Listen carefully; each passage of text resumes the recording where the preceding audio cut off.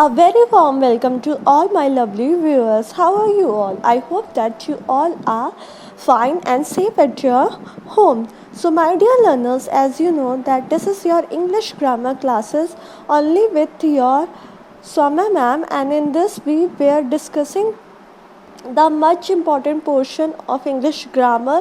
Right now we are revising with the first chapter of your English grammar book, that is the sentences. In last class we have studied many important things about the sentences, its definition, then about the subject and predicate, its type, and today in our this class we will also go through direct and indirect object. I know that you all might be wondering what are they. So I am telling you everything, all the story from the beginning. As you know, the sentence has a verb and a subject. I have already told you about that in the last class. So some sentences also have object after the main verb. Okay? An object is the part of the predicate in a sentence. It receives the action done by the subject. Object जो होता है वो आपका generally part होता है किसका? Predicate का। और इसका काम क्या होता है एक सेंटेंस में? ये रिसीव करता है एक एक्शन जो कि सब्जेक्ट करता है। ठीक है, ये एक पार्ट होता है प्रेडिकेट का, और जैसे हमें पता है कि प्रेडिकेट जो है वो दिखाता है कि सब्जेक्ट क्या कर रहा है, तो ये ऑब्जेक्ट पे उस सब्जेक्ट के द्वारा किए गए काम का असर पड़ता है। Objects are of two kind. First one is the direct object and the next one is your indirect object. We will see them both one by one, but before that see an example. The mother fed her child milk. Okay, एक mother ने अपनी child को दूध पिलाया। तो यहाँ पे हमारा जो दूध है, मिल्क है, वो डायरेक्ट ऑब्जेक्ट है और हर चाइल्ड इनडायरेक्ट ऑब्जेक्ट है। ठीक है, अब इसको हम क्लियरली देख लेते हैं। First see the definition of the direct object. A direct object is a noun or noun phrase or pronoun that receive the action of a verb directly. का डायरेक्ट ऑब्जेक्ट होता है वो या तो कोई नाउन होगा या नाउन फ्रेज होगा या फिर प्रोनाउन होगा जिसके ऊपर डायरेक्टली इफेक्ट पड़ेगा वर्ब का। ठीक है, जिसके ऊपर वर्ब का डायरेक्ट इफेक्ट पड़ेगा, डायरेक्ट एक्शन रिसीव होगा, वो हमारा क्या होता है? Direct object. ठीक है, डायरेक्ट एक्शन रिसीव होगा तो क्या हो जाएगा? Direct object. ठीक है, डायरेक्ट ऑब्जेक्ट जनरली जो है वो आपके 3 क्वेश्चंस को आंसर करता है, व्हाट, हु एंड हुम। मतलब कि कोई सेंटेंस है और उसमें आपको पता लगाना है कि डायरेक्ट ऑब्जेक्ट क्या है, तो जनरली अपने माइंड में 3 क्वेश्चन करेंगे, व्हाट, हु एंड होम। अगर इन तीनों में से किसी भी एक का उसका जवाब आपको मिल जाता है तो वो हमारा डायरेक्ट ऑब्जेक्ट कहलाता है। Now see here, Ricky threw pebbles in the pond. Ricky ने कुछ पत्थर पॉन्ड में फेंके. What did Ricky threw? Pebbles. Okay, उसने पत्थर फेंके पॉन्ड में. इसमें कौन सा जवाब मिल रहा है हमें किस क्वेश्चन का? व्हाट का. राइट, डायरेक्टली जवाब मिल जा रहा है, तो हमारा ये क्या है? Payable, direct object. इस एग्जाम्पल को फिर से ध्यान से देखो और आप इससे क्लियरली समझ सकते हो कि जब भी एक सेंटेंस में मेन वर्ब के बाद कोई वर्ड आता है, ठीक है, और उस पर सब्जेक्ट का डायरेक्ट प्रभाव पड़ता है, डायरेक्ट असर पड़ता है, डायरेक्ट इम्पैक्ट पड़ता है, तो हम उसे क्या कहते हैं? डायरेक्ट ऑब्जेक्ट कहते हैं। ठीक है, तो फिर से आप यहाँ पे पॉइंट को बहुत ही ध्यान से देखिए। सब्जेक्ट यहाँ पे है रिकी और threw pebbles in the pond क्या है? प्रेडिकेट है। ठीक है, हमें पता है सब्जेक्ट जो है वो कुछ बताता है, नेमिंग पार्ट होता है। ठीक है, बताता है किसके बारे में बात हो रही है या किसके बारे में काम हो रहा है सेंटेंस में। ठीक है, और प्रेडिकेट जो है वो हमें बताता है कि क्या काम हो रहा है, वो टेलिंग पार्ट होता है। ठीक है, और जो एक वर्ब होता है जो पूरे एक्शन पे फोकस करता है कि मेनली सेंटेंस में क्या होता है, वो हमारा मेन वर्ब होता है।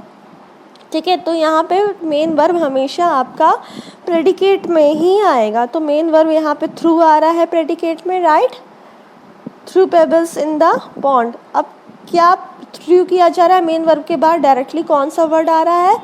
पेबल, तो यही हमारा डायरेक्ट ऑब्जेक्ट हो जाएगा। I hope that a sentence that has a direct object may or may not have an indirect object. किसी सेंटेंस में अगर डायरेक्ट ऑब्जेक्ट है तो उस सेंटेंस में इनडायरेक्ट ऑब्जेक्ट हो भी सकता है और नहीं भी हो सकता है. कोई भी इशू नहीं है, कोई प्रॉब्लम नहीं है. हमारा सेंटेंस कंप्लीट रहेगा तब भी अगर इनडायरेक्ट ऑब्जेक्ट हो और ना हो तब भी. Example, I receive the parcel. What I receive question कर रहे हैं ना अपने माइंड में, तो आंसर क्या मिल रहा है? पार्सल. ये हमारा डायरेक्ट ऑब्जेक्ट हो जाएगा. ठीक है, आई जो है क्या है? सब्जेक्ट है. रिसीव द पार्सल प्रेडिकेट है. मेन वर्ब इसमें क्या है? रिसीव्ड मेन वर्ब है. ठीक है, सेंटेंस में जिस एक्शन के बारे में पर्टिकुलरली बात हो रही है वो मेन वर्ब होता है और मेन वर्ब के बाद जो हमारा ऑब्जेक्ट आ रहा है वो पार्सल है. तो डायरेक्टली इस ऑब्जेक्ट के बारे में बात हो रही है. डायरेक्टली किया गया एक्शन का प्रभाव इस वर्ड पे पड़ रहा है, इस ऑब्जेक्ट पे पड़ रहा है, तो ये हमारा डायरेक्ट ऑब्जेक्ट हो जाएगा. Now let's move to our next part, that is indirect object. An noun phrase or pronoun to whom or for whom the action is done. ठीक है, इनडायरेक्ट ऑब्जेक्ट आपका नाउन, नॉन प्रोनाउन या फिर pronoun होता है जिस पे कोई एक्शन हुआ है, इसके लिए एक्शन किया गया है. ठीक है, it receive the action through the direct object not directly. तो हमारा डायरेक्ट ऑब्जेक्ट क्या था? जो जिस पर डायरेक्टली एक्शन का प्रभाव पड़ता है, पर इनडायरेक्ट ऑब्जेक्ट पे कभी भी डायरेक्टली एक्शन का प्रभाव नहीं पड़ेगा. पहले डायरेक्ट ऑब्जेक्ट पे एक्शन का प्रभाव पड़ेगा, उसके बाद इनडायरेक्ट ऑब्जेक्ट पे एक्शन का प्रभाव पड़ सकता है. ठीक है, ये जनरली हमें बताता है कि किसके लिए एक्शन हुआ है या किस पे एक्शन का असर पड़ा है. ठीक है, हमारा डायरेक्ट ऑब्जेक्ट क्या होता था? जिससे डायरेक्टली एक्शन का प्रभाव पड़ रहा है, जो डायरेक्टली एक्शन को कर रहा है ना. बट यहाँ पे इनडायरेक्ट ऑब्जेक्ट की हम बात कर रहे हैं तो ये सेकेंडरी चीज़ है. ये डायरेक्ट ऑब्जेक्ट के बाद ही आएगा किसी सेंटेंस में.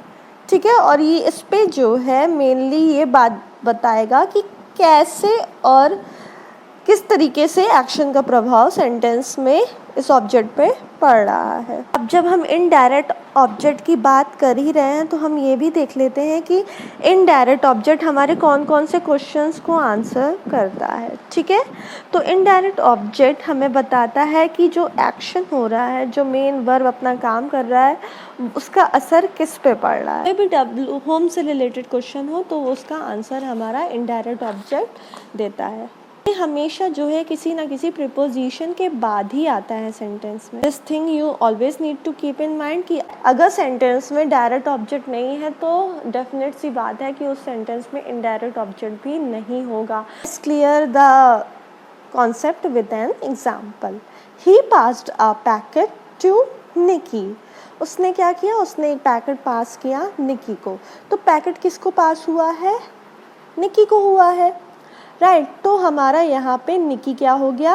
Indirect object. Okay, as you can see it here.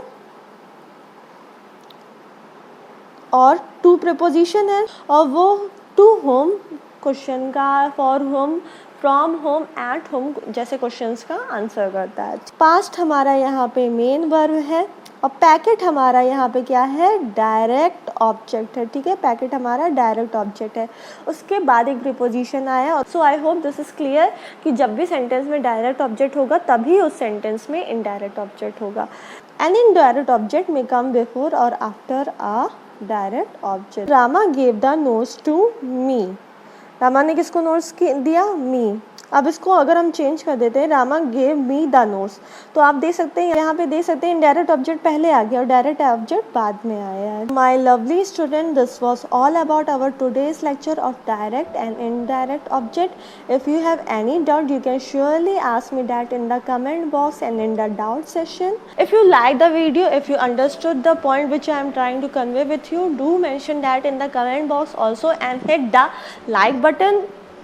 And also don't forget to subscribe.